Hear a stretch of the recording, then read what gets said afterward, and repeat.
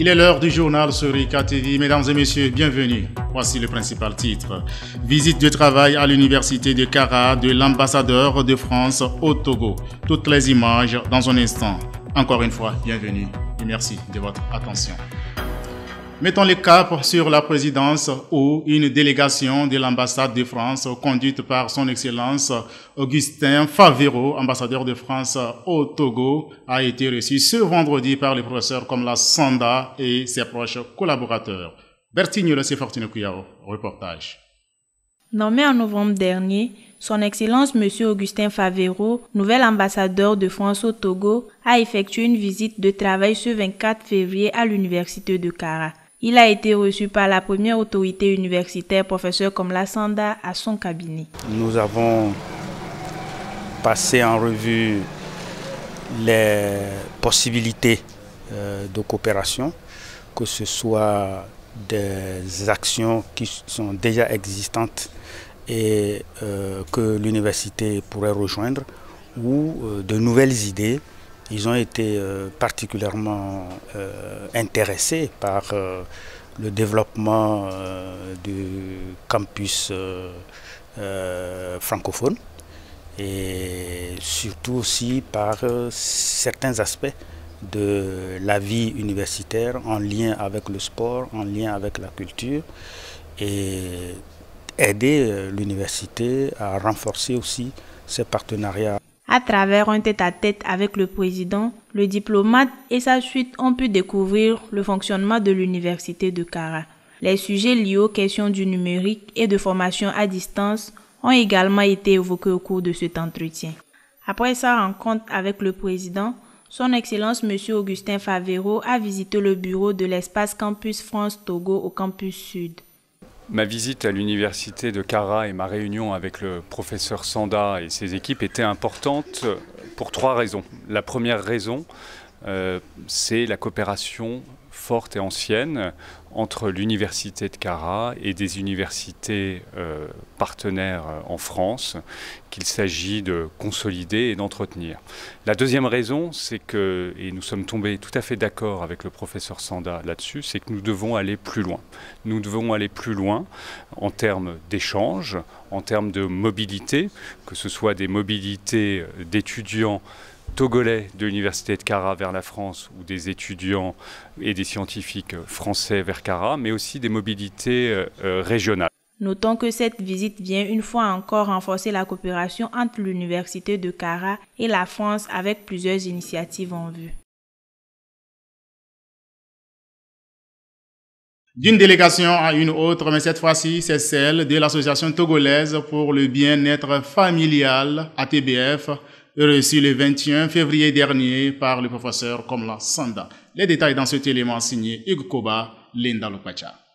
Le lundi 20 février dernier au Palais des Congrès de Kara, s'est tenue la cérémonie d'ouverture des travaux du comité de pilotage du projet dénommé « Habiliter et autonomiser les jeunes grâce à la prestation de services de santé sexuelle et reproductive et d'éducation sexuelle complète fondée sur les droits ». Initié par l'Association togolaise pour le bien-être familial ATBF et financé par le Global Affairs Canada, ce projet implique toutes les parties prenantes au niveau de l'antenne Grand Nord. Il s'agit vraiment de former les jeunes sur les questions d'éducation complète à la sexualité, de former également les enseignants, les éducateurs sur la thématique, avec le ministère de l'Éducation en appui pour ces activités-là. Il a été également question de former les prestataires de santé pour l'offre de services conviviaux à ces jeunes-là. Et à travers le projet, nous avons mis en place 2 applications mobiles. Donc avec ces applications-là, les jeunes pouvaient avoir les téléconseils en ligne, pouvoir poser des questions nécessaires pour leurs besoins et bénéficier des consultations aux besoins. En vue d'entretenir de bonnes et fructueuses relations avec les institutions locales, la délégation de l'ATBF a rencontré le président de l'université de Kara et sa suite le mardi 21 février à la salle de réunion de la présidence. C'était une rencontre pour le moins riche en informations et en perspectives de collaboration entre les deux institutions. C'était avant tout une visite de courtoisie, une visite de découverte entre l'ATBF et l'université de Kara, et surtout échanger sur des activités d'intérêt mutuel dans le domaine de la santé reproductive, notamment à l'endroit des étudiants sur le campus. Et ensuite, on pensait qu'elle pouvait aller un peu au-delà.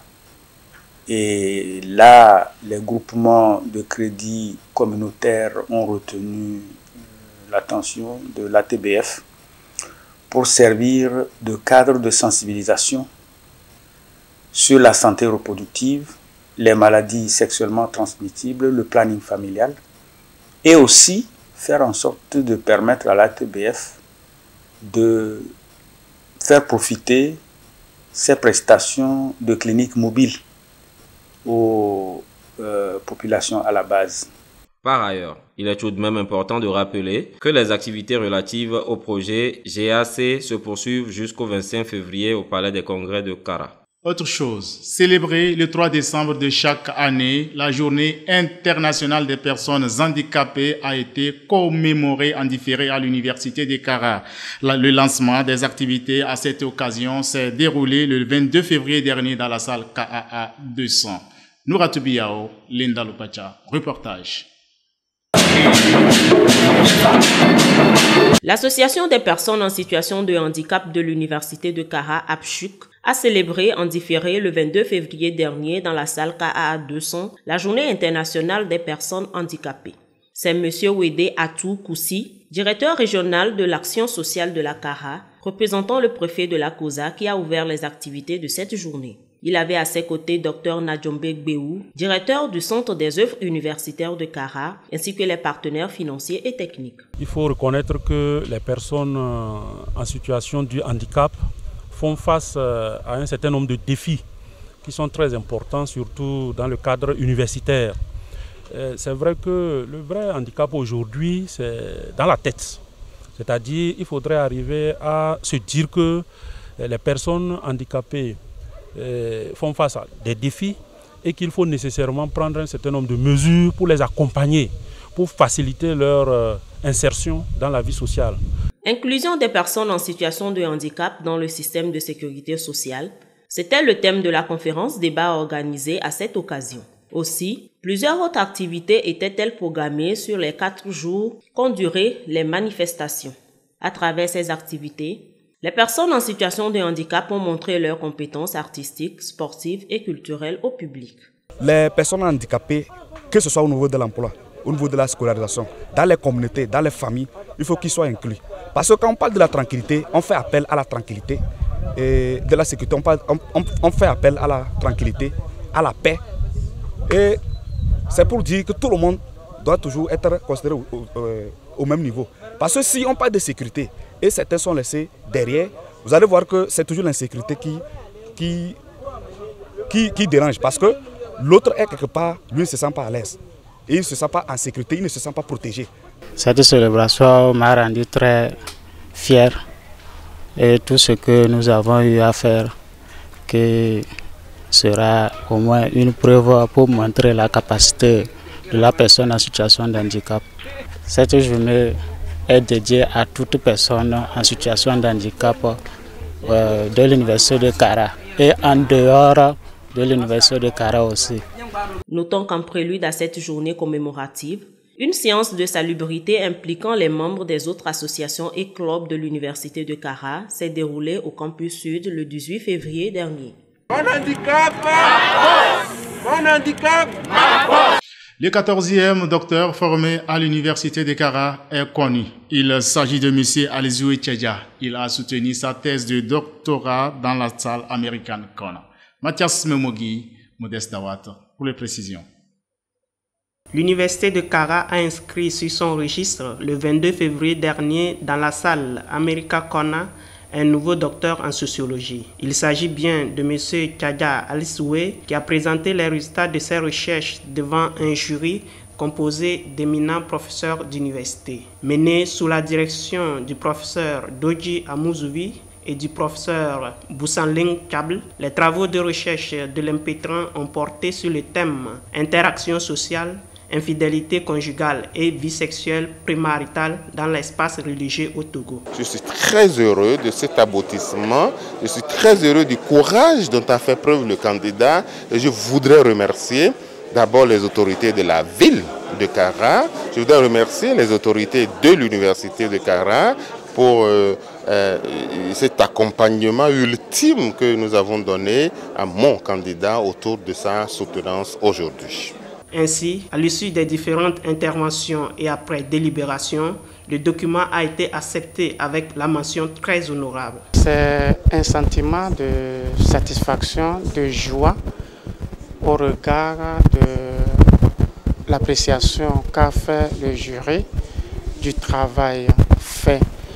Je suis très émerveillé et je pense que c'est le début d'un combat et par conséquent, nous continuerons la recherche pour que cela soit d'une utilité non seulement sociale mais aussi d'une utilité scientifique, c'est-à-dire à la communauté scientifique.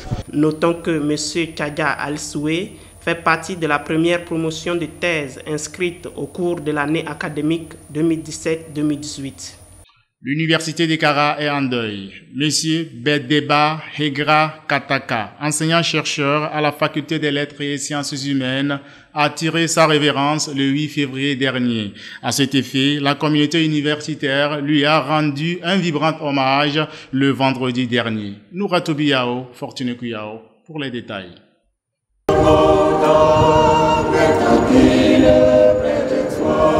C'est dans une ambiance funeste, teintée de tristesse et de regret, que collègues, parents, amis et proches ont salué la mémoire de Dr Hegra Kataka, enseignant-chercheur au département de géographie, rappelé à Dieu le 8 février 2023. C'était au cours d'une cérémonie d'hommage organisée par la Faculté des Lettres et Sciences Humaines le 17 février dernier dans l'Agora 21 janvier 2004. Son court passage nous a laissé vraiment de bonnes impressions sur la personne. C'est un urbaniste de formation. Il a eu son doctorat à l'université de Tours en France. Et très vite, il a, par son travail, attiré l'attention des plus hautes autorités de l'université de Kara. Au cours de cette cérémonie, les différents témoignages qui se sont succédés au sujet de l'illustre disparu ont permis de retracer son parcours qui a marqué plus d'un. C'est quelqu'un qui nous incitait vraiment à lire parce que nombreux sont ces capacités-là qu'il a acquises en lisant, en cherchant, en n'attendant pas qu'une formation vienne le lui enseigner. Donc il a vraiment promu l'auto-formation. Et c'est vraiment un acquis pour nous. Cette cérémonie d'hommage était également l'occasion pour la faculté de soutenir la famille éplorée dans cette douloureuse circonstance. Après cette cérémonie, il a été conduit à sa dernière demeure le 18 février 2023 à Sioux. L'homme s'en est allé, mais son passage restera à jamais gravé dans la mémoire de la communauté universitaire. Puisse son âme reposer en paix. Pour finir, en vue de permettre à la communauté universitaire catholique de bien démarrer le carême, l'aumônerie universitaire a organisé la messe du mercredi des cendres dans l'Agora 21 janvier 2004. Les temps forts de cette célébration avec Lydia Gwandiabli et Fortuné Kuyao. L'aumônerie universitaire de Kara a célébré le 22 février dernier, dans l'Agora 21 janvier 2004, le mercredi des cendres, symbole de pénitence qui repose sur la prière, l'aumône et le jeûne comme il est de coutume.